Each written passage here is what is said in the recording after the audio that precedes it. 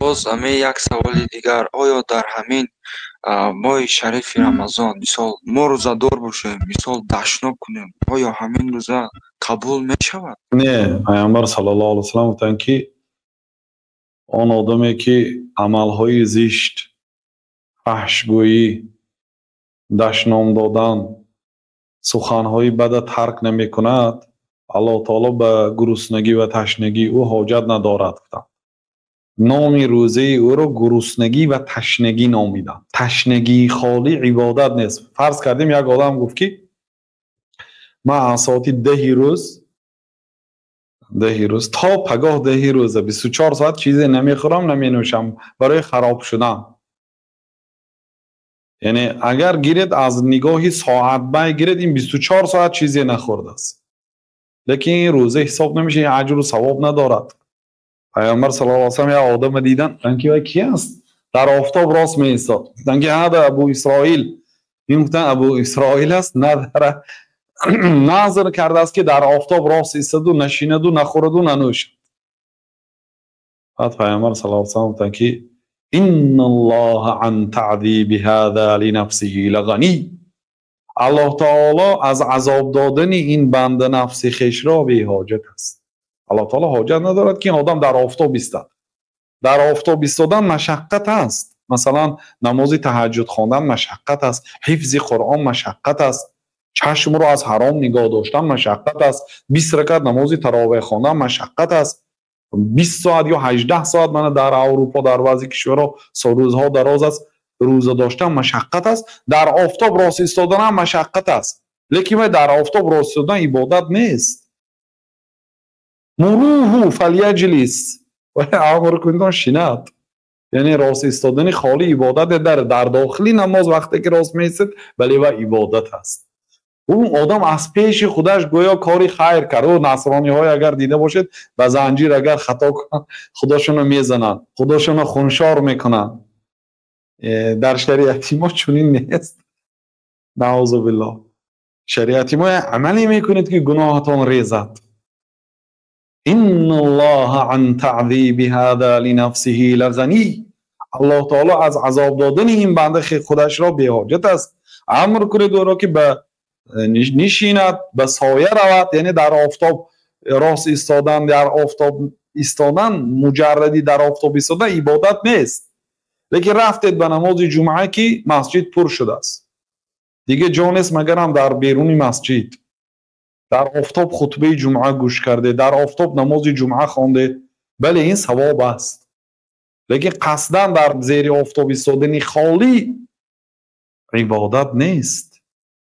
گوید و به سایه رود، گوید میشیند، راست ایستادن خالی عبادت نیست. لیکن گفتن که فلیتم صومه، لیکن روزش پر کند. گفتن یعنی که او نخوردن و نوشیدن بود، بنگین روزش پر کند، یعنی روزه داشتنش معیلی. گفتن اگر از صبح، از دمیدن صبح صادق تا غروب آفتاب چیزی نخورد ننوشد، بله با نیتی خودداری از این چیزا، با نیتی تقربا الی الله، با نیتی نزدیک شدن به الله، تو این روزه هست.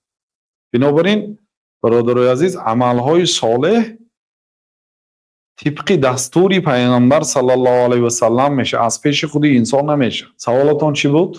در مورد همین که مقصد روزه بگیره و اگر حقارت کنه و مقصد گپای قبیح بگه. بله، گپای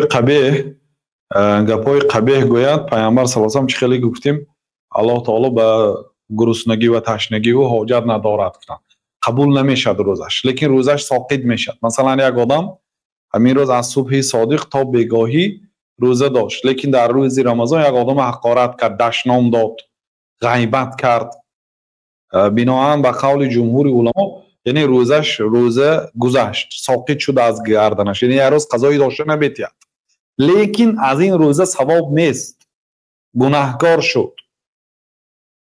فهمیدید؟ لیکن حضرت عایشه رضی الله عنها میگفتن که کسی غیبت کند روزش میشکند. برای چی؟ آخه غیبت هم گوشت خوردن گفت که الله تعالی در قرآن ایحب احدکم ان یاکل لحم اخیه میتا فکرهتموه، یکی شما دوست میدارد که گوشتی برادری خودش را، خودمرده برادری خود را، یعنی آدم برادر، اما کسی که غیبت کردید کو همه آدم مرد است، مرد است. بعد مردنش البته آدم یعنی که ذبح کرده نمیشد که و گوشتش حلال شود، گوشت آدمی خورده نمیشد، این حرام است. لیکن با آدم خودش مردگی هست. وقتی که آدم که مرد همون خونهایش با در داخل گوشتاش شخ میشد.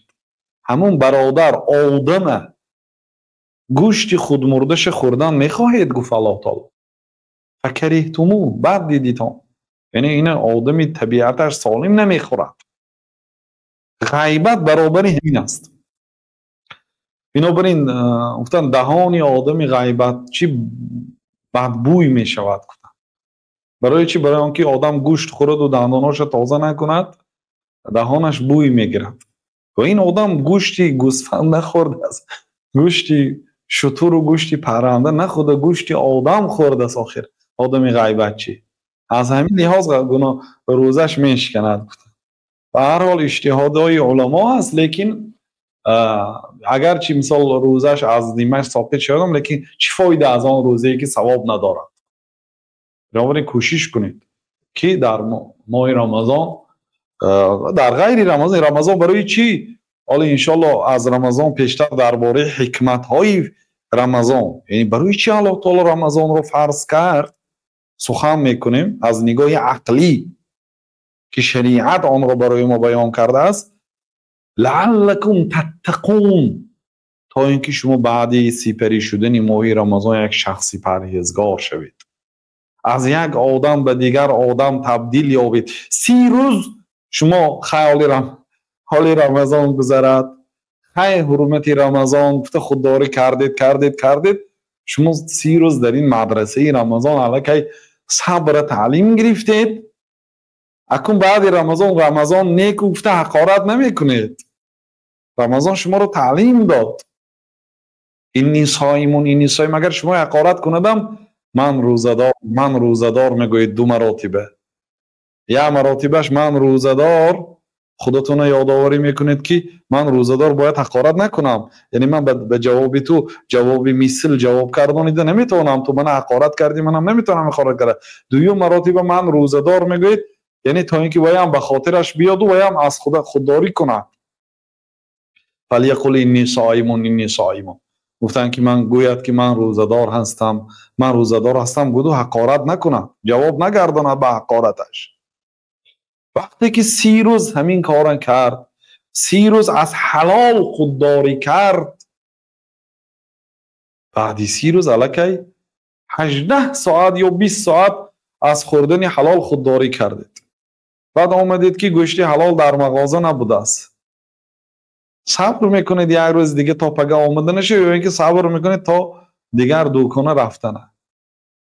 در حال گوشت حرام خریده نمیخورید، صبر میکنید. رمضان مدرسه هست، شما رو تربیه میکند، یه نوع تربیه میکند که باید اون تربیهش و تأثیرش تا رمضان آینده برسد.